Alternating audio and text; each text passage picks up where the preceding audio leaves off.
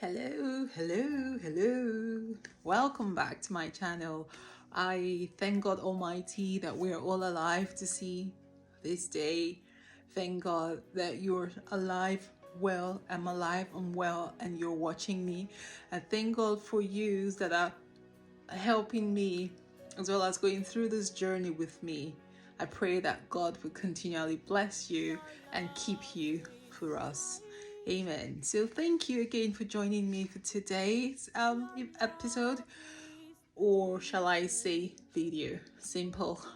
And in my last video, I did go into a wee bit of the first pregnancy event and the things that occurred around that pregnancy time with this fellow.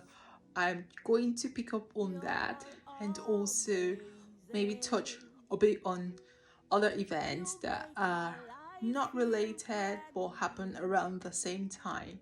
So hopefully you'll still get the flow of the story and you're still going to get the message out of the story.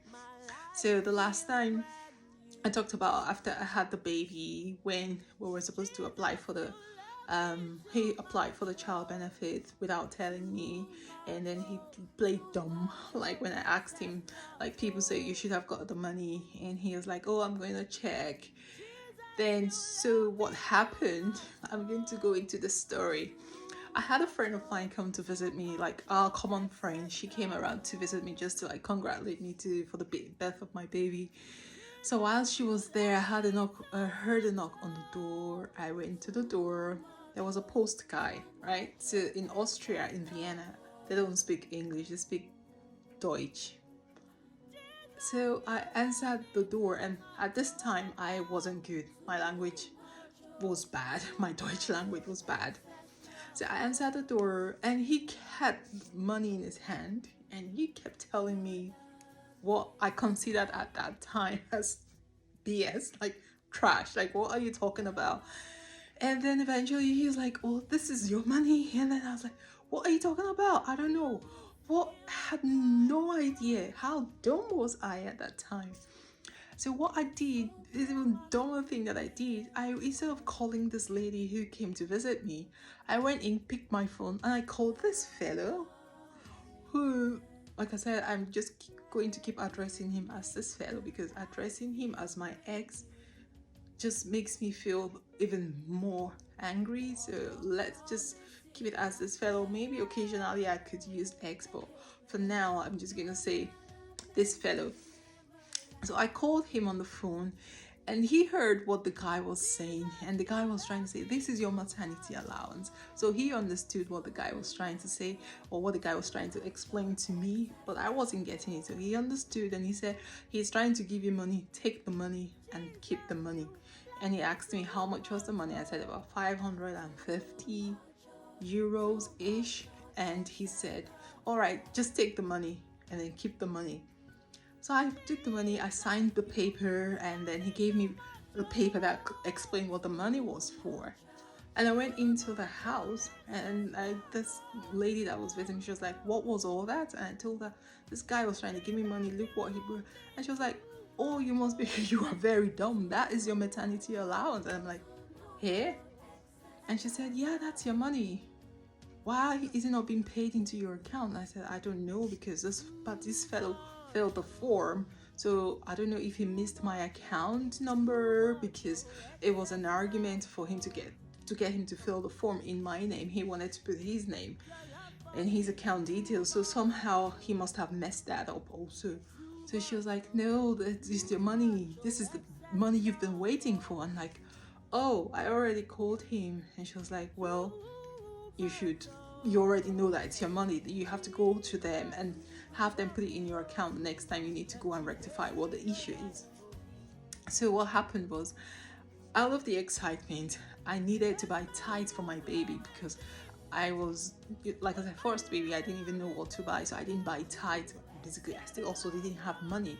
So I went and she was like, I can show you where you can get tights. I was like, yeah, let's go. So we went and I spent about 100 euros from the money to buy tights and some other necessities that are needed for the baby at the time. So when he came back and he had his food and everything. And the next thing it came was like, where is that money? And I said, it's there. I've used so and so from it. And he was like, give me 250 from the money. And I'm like, yeah, this person told me it is my money. This is what it is. And he was like, yeah, I know, but give me 250. As dumb as I was, I counted 250 euros and I gave it to him. Now, I'm going to tell you events that also happened around that period. So if you remember from my last video, I told you about the girl who came from Nigeria to see her boyfriend, and then he converted the girl to his girlfriend. So what happened was, he started talking to this girl, and he started lying to her about her boyfriend and lied to her about me.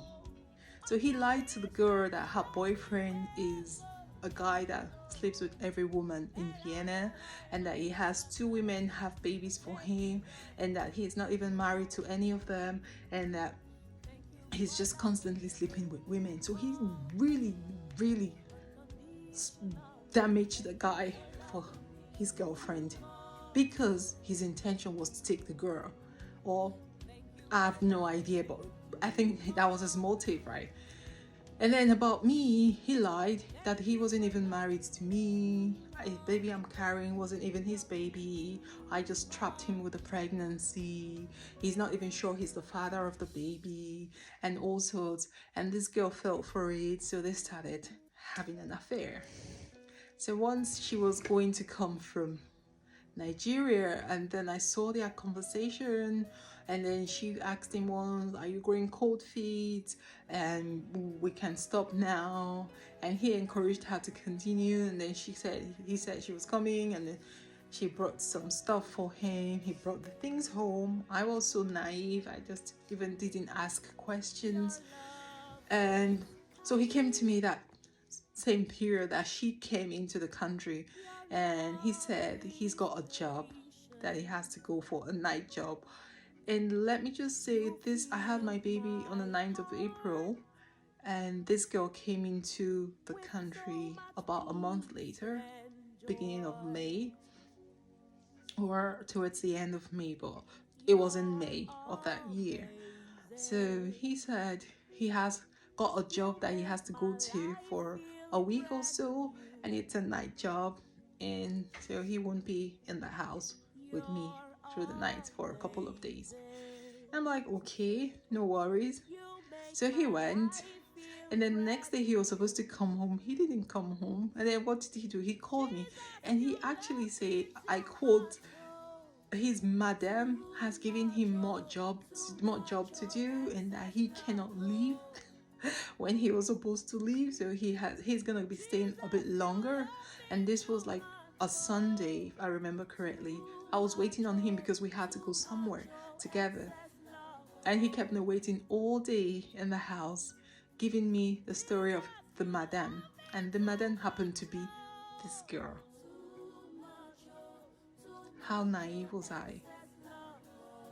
But the truth is, I wasn't very naive. I knew what he was doing, but again, I just I cannot tell you why I took it, why I accepted it, why I just did not, I don't know why it happened, why my reaction wasn't different. Because looking back now, I could have reacted differently. I could have walked away. I could have done several things, but I didn't.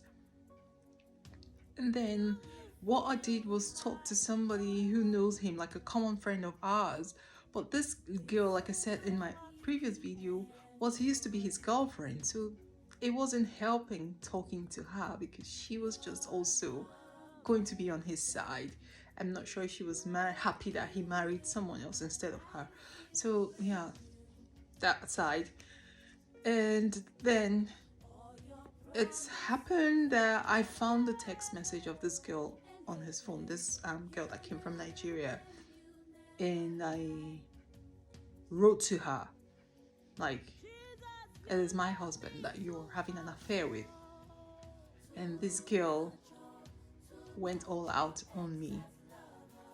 She abused, she cussed me, like we would say as a Nigerian. She cussed me, She said all sorts of things, even told me to go and look for the father of my baby because her sweet boyfriend is not the father of my child. So I was angry.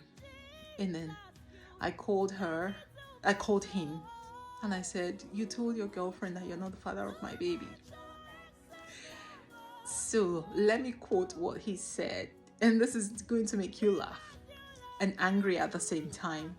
He said, yeah, somebody called me up and said, if your wife is having a fight with someone, what do you think they can say to her that would really hurt her feelings? And he said, tell her I'm not the father of her child. And I said, really? So you told her to tell me that in the heat of the argument that we were having because of you? And I'm like, if someone calls me up and says, what will I tell your husband to hurt me? I'm like, what's going on?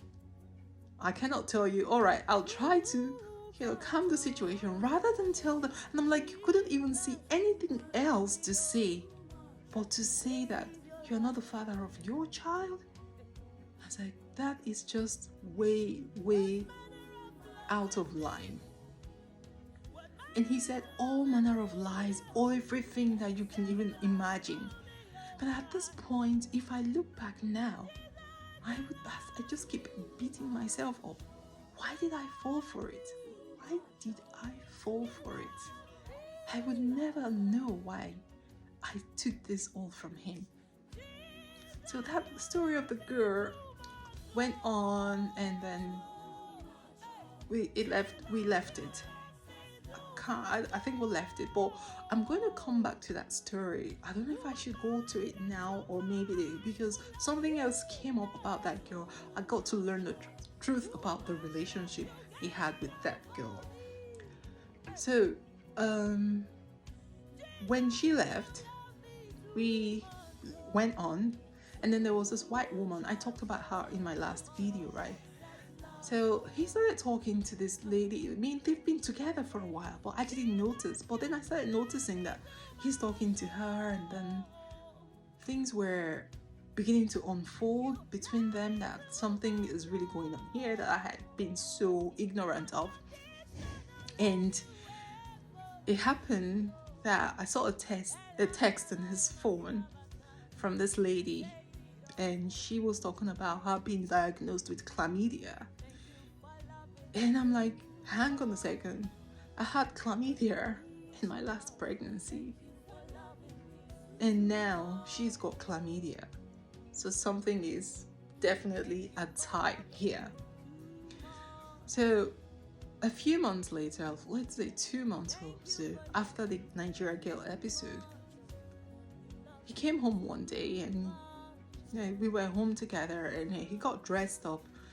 He wore like a beret. It's a black or yellow. I can't remember the color, because he's a Nigerian, and he's of Nigerian origin, and he had this cult activities that he was involved in. So he came up to me and said, a guy from his cult thing lost his father, and they are going for the funeral, so they all had to wear the berets. I didn't think anything of it. And then he went. Few weeks later, I got to know that the funeral that he went for was a funeral of his child that the white lady bore for him. So apparently she was pregnant for him the same time I was pregnant for him.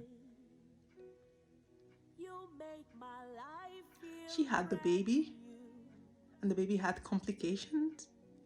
He had to be operated on, a heart operation, but the baby did not survive. She had a boy, so the baby died. And this fellow went to bury his child and lied to me that they were burying a friend's father. I found that I was hurt, but it didn't mean anything to him because he didn't care. Then I confided in this common friend that we had, And she didn't even give me too much notice. She was just, oh. And then I got to know later, 4 or 5 years later, I'll come to that story, that she knew everything that I was telling her way before I knew. Even when the lady lost her child, he would go and spend time with her and take her to this lady's house, this lady that we have got as a common friend. And they'll stay there all day because he couldn't bring her home. I was home. So he takes her there. So they were aware that he was basically having a new family. And here I was home with his child, struggling to do people's hair to make money because I had no job. I was really hurt. Now, finding out this thing about this fellow, I should have worked at that time. But did I walk? No, I stayed. And today, looking back, I still feel it's a big mistake for trying to give it a chance, because it was one too many. One too many to bear. So he kept on seeing the white lady. I knew he was seeing her. And what happened was, I'm going to just tell the story really basically, because trying to give details will prolong this video. So let me not bore you. Like I said in my last video, I tried to make them really short so you don't lose the message in the video. So I felt pregnant again. And this time I didn't know on time. At first I had anxiety issues and I was constantly rushing to the hospital. Like I feel that they would check and like, nothing's wrong with you. So eventually the doctor said, I believe you're going into depression. I laugh now because even at that time I had no clue what the doctor was talking about. Like depression, I thought it was one huge illness. I had no idea because I was not even, I had a different life before this person brought me into his life, or he came into my life and messed it all up, turned my life upside down. So I kept on telling people, doctor said maybe I'm going into depression, doctor said maybe I didn't even know what I was saying. Well, I felt pregnant eventually, and I was going, and somewhere along the line during that period, his mom came to visit. So she came, and she obviously didn't like me. I haven't given that part of the story. She didn't like me. So she was in the house, and this fellow would leave the mother for me and go away and say, take my mom out. She wants to buy this, she wants that, she wants that. He leaves me, his pregnant wife and his son, with no money to take his mother out, and then I'll spend my money to buy her things. Before the mother came, I went for a checkup at 17 weeks, and the doctors told me, your cervix is short again. You have to go to the hospital. And I said, nope, I'm not going. This time, I'm not going to take that. This baby is a different one. Now I know what I know from the past. I'm not going to agree to that. So I went to the hospital eventually at 18 weeks, and they said, we have to put you on bed rest. And I said, nope, I've got a child at home. I am not staying in the hospital. And they said, it's your choice. So I went home, and this fellow decided to travel that weekend. Because he was traveling was one of the reasons I rejected staying in the hospital, because who was going to look after my son? So I stayed home, and then he took us to the our pastor's place and said, okay, stay there so you can be with people. So on the Saturday, I felt not very good, and because of this diagnosis of the short cervix, it was in my mind, constantly worrying me like something's wrong. When I stand up, something's wrong, or you have to always lie down, be off your feet. So for some reason I thought something was wrong, and then they called the ambulance. They took me to the hospital, and then I told the doctor, I've got short cervix, and she was like, how did you know? I was like, I was diagnosed in my first pregnancy, and now again I've been told last week that my cervix is short. And she was like, okay, we're gonna check. So she checked my cervix, and she said, no, your cervix is closed, it's full length. I'm like, oh, okay. So she discharged me. I went home. I was happy. I called him up, I told him, and I was like, okay, that's good. So his mom came the next day, which was on a Sunday. We went back home, and the whole of that week, it was back to back. She wants to go to the doctor, I should take her. He will leave his mother for me and go and meet his girlfriends. Then I will be walking around. This is the same person that they told you I've got to be on bed rest. I have to take it easy. But no, did I take it easy? No. And then I took her everywhere. Sometimes when I'm even tired and I'm sitting down, she tells me, oh, stand up, let's go. Why are you sitting down? I'm like, I'm tired, I'm pregnant. I cannot keep walking like this. I should be on bed rest. So what happened was on the Sunday, the following Sunday, I went to church. I went to the bathroom. I used the bathroom and I thought something wasn't right. I have to go to the hospital. So from the church, I went straight to the hospital with my son and his mother. This fellow was not in church with us. I went to the hospital and I told them, I feel something is wrong. And they were like, why? I said, I had a short cervix. And like, but you were here last week Saturday, your cervix was fine. I was like, yeah, I know, I just needed to check. So because my mind, I thought maybe my mind was playing tricks on me, but it's better to know and be safe than not to know, because I knew I had done too much that week, walking every day with the mom, going places that I shouldn't be doing. And they checked and they said, oh,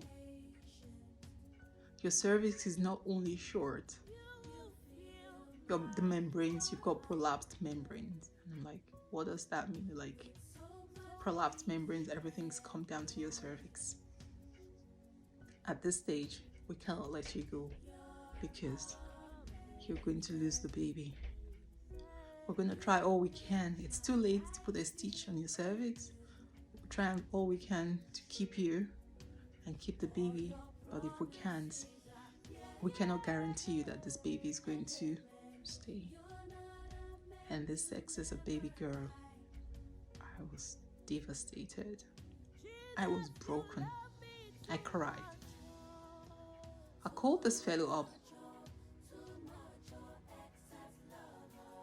He told me he was busy. And I'm like, at least come and get your son. The nurses, they kept coming. When is he coming to get them? When is he coming to get your son? You don't need the stress. Someone needs to come and get your child. And this fellow did not come until 7:30.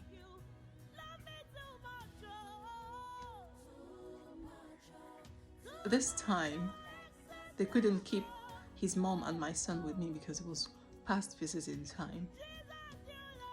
So they took them outside. My son was hungry. I was able to feed him once because I had food with me in the buggy. But then he was hungry and then he was wet. I had clothes with him in the buggy. But what did his grandmother do? She put his duvet, his blanket over him. He stayed in his wet clothes, waiting for his father to come from wherever he was. We got to the hospital like 2 in the afternoon-ish or 1 in the afternoon-ish. Until 8 p.m. This guy did not come. On a Sunday, he wasn't working. He finally came, got them home, and he managed to get the boy changed, fed him. I'm going to go back a wee bit. So when the mom came, we lived in a 1-bedroom apartment, right? So we got a room, a living room, and we had to vacate the bed in the bedroom for his mom. Remember, I was pregnant, and we moved to the sofa bed. in the living room. So she slept alone, not even saying let her grandson sleep with her. She slept alone on the bed. And the three of us, we all squeezed ourselves together on the sofa. So I was sleeping on the sofa, being pregnant. I went back to that detail because the Sunday that I got admitted in the hospital, when he came with his brother's ex-girlfriend, an Austrian lady, and she claimed she came to say hi to his mom because they knew each other. So she was like, oh, you're around, okay, hi. She came. They went home together, and she decided to stay the night. At this point, the mother slept on the bed alone, and my dear husband slept on the sofa with this girl and our son. And I'm like, I know this scenario. I've been there before. We slept together on the same bed. You try to make passes at someone else. And that is detail that I am trying not to go into. It is too personal for me to go into. So him sleeping on the sofa again with a lady, I just knew something wasn't right. So let's now move on. They went home, changed the boy, fed him, and they slept. I was in the hospital in 2 days. I think 3 days later, the mom was about to leave, not even checking back on me, how I was doing. The next, I heard the morning she was leaving, that she was leaving that morning. They came to the hospital just to say bye. A few minutes, she was kind of like, you didn't even tell me yesterday. Last night you could have told me she was leaving today. How come I'm just hearing now that she's leaving today? Right, so then that passed, and I just want to try and finish this story. I'm sorry if the video is too long, but I want to finish this part of the story. And I was in the hospital, and it was back-to-back antibiotics for infection that they didn't know. Every day they took blood samples, and every day the levels weren't going down, the infection. So they kept giving me, changing antibiotics for me every day. And eventually they found one that brought down the levels of the whatever they were seeing in my blood. And they told me, yeah, this one seems to be working. The levels are coming down. So, and I'm like, what infection are you guys treating? They're like, they have no idea. So the first Sunday came, and I started bleeding. During the week, that week, they actually said, this baby is not going to survive. It was too early. It was 23 weeks or 22 weeks. So they were already suggesting that get rid of the baby, because if the baby comes out, the baby is going to be severely disabled, and that will not be good. It'll be too much for the poor child to suffer. And I was like, no, this baby is going to survive. So we made it to 24 weeks, and on the 24th week, that day, it was a Sunday, I started bleeding on a Saturday, and they said the bleeding could stop, but the bleeding didn't stop. The bleeding was intense, and that morning the pain was too much. Then I called them, and I'm like, I'm bleeding and I'm also in pain. And I called the doctor, and the doctor was like, can I just check? And as soon as I opened my legs, the doctor was like, no, this is to delivery. Everything is out already. I cried, and they took me to the labor room.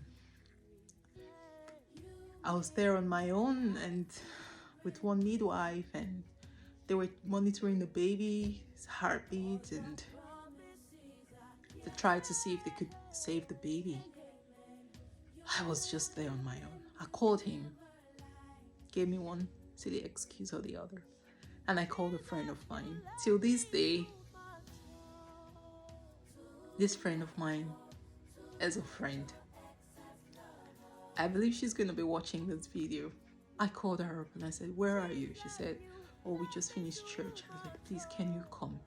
Luckily, the train line that she takes runs through the hospital, so it's like one train line connection. And she was like, "What's happening?" I was like, "They said I'm about to have the baby," and she was like, "Jesus, no, I'm coming." And she came. She understands German better than me, and the midwife was getting worried, so she called the doctor. The doctor will come, they will check my pulse, and they'll go, they'll check, they'll listen, and they started talking. And I'm asking what's happening. And I turned to my friend, she brought out her Bible, and she started singing, and I'm like, what's happening? And she was like, don't listen to them. I said, I don't even know what they're talking about. What are they saying? And she was like, don't listen to them.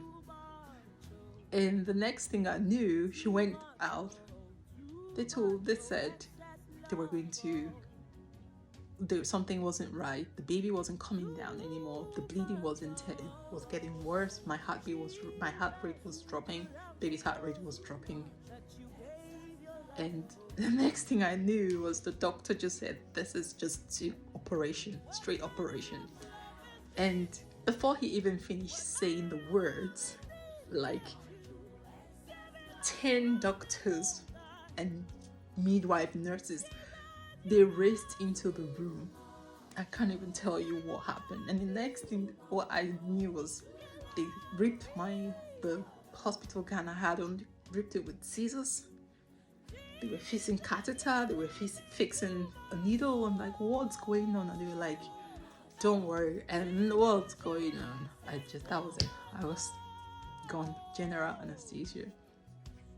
So I woke up and I heard my son beside me. So I woke up and what happened? I felt, they told me the baby's out. They had to operate on you for the baby to save you and the baby. First time ever having a baby with operation. And I'm like, well, to God be the glory, I'm alive. So this fellow was there, my friend was there, another friend of ours was there, like our common friend. So they came, they sang with me, they encouraged me, and then it was time for them to leave. I was feeling so down, I was always having nightmares. And that night, I didn't know that my son had my Bible next to my pillow. So I was confused where I had my Bible because I wasn't settled, I was having nightmares, I was worried. And I turned somehow, I felt something, and lo and behold, it was the Bible that I was looking for. And I'm like, God, thank you, because I couldn't move because of the operation, right? So it was 2 days later, a friend of mine that I called visited me in the hospital. I'm really sorry, the story is getting longer, but I've tried and wrap it up. She came in and she told me what happened. When they told her they were going to operate on me, they needed someone to sign. She called this fellow up and said, they're going to, where are you? Can you please come? They're going to operate on your wife. And guess what his answer was? She's not the first one to have a baby with operation. It's like, so don't bother me. And my friend was angry. And she was like, even if every woman is having baby with operation, do you want your wife to do? Do you think that's something that your wife should go through? And this case is not just a normal operation, it's like an emergency to save her life and the baby, and that doesn't even bother you. And that's the comments that's coming out of you, like, she's not the first. So from that day, my friend just had some reservation for this fella. Yeah, long story short, the baby came out, girl, called her Serena, but she had too many infections and she battled for 2 weeks, but she couldn't anymore. So I lost her. Yep. So I'm going to finish this video with that story. Let's catch up again on the next episode or the next event. I'm really sorry that this video went on too long. I hope I haven't bored you guys. And yeah, I would try and make it shorter next time, I promise. So let me just thank you again for your patience and watching this. I know at some point I was getting emotional, but my aim is that you really get the message out of this, because what I went through, I wouldn't wish it on anybody with that fellow. And anyone who's out there watching this video and you probably have been through worse, or you haven't been through it at all, you can encourage someone who would be in that situation. You can use the story to advise people, because if I had known what I know now, I wouldn't have stayed in that situation, because I almost died and it wouldn't have bothered him. So whatever is keeping you there, whatever is making you think that, oh, I can try, let peace reign, let me try, I can still do this could still work. It's not worth it, because your life matters to you, but to them, to him, your life doesn't matter. He doesn't care. So if your situation is similar to mine, let me just say this now. It's the earlier you leave, the better, because it will not work. It will eventually not work. And that's what I came to realize. And what kept me there when I say I thought people would judge me, people would say she didn't want to stay in a marriage. Everything happened. People said what they wanted to say, but today, looking back now, all that's what the judgment and everything's dropped. Nobody even talks about it. But I, who went through that situation, I still remember my suffering, my pain, the hurt. And I'm talking about it to encourage someone that it's not worth it. Leave before your life ends, because it probably will cost you your life before you know it. So yeah, again, I don't want to ask any questions now for the next video, because this video is running too long. So let me just quickly wrap it up. Thank you again so much for watching. I will promise I will come up with the next video in the next few days to just talk about the next event, which is similar to this one, the next pregnancy that I had, what I went through and how it ended as well. And yeah, I'll come up with that video as quickly as I can, so you can also just relate everything and not miss out. Please, please, please, let me beg you, subscribe to my channel, like this video, and most importantly, share this video to anyone out there who you might just be saving a soul. You might just be encouraging someone to get up and stand for themselves, fight for themselves. So please share this video, encourage people to watch. There will be next couple of videos where I will be showing a friend of mine who's been through a similar situation. That's going to come up in the next 2 or 3 videos. I'm trying to work out the times so that we can meet and shoot that video. But please, again, share. Thank you so much. Until we meet again, until you hear from me again, I would say remain blessed. God bless you richly and keep you safe from every harm. Thank you.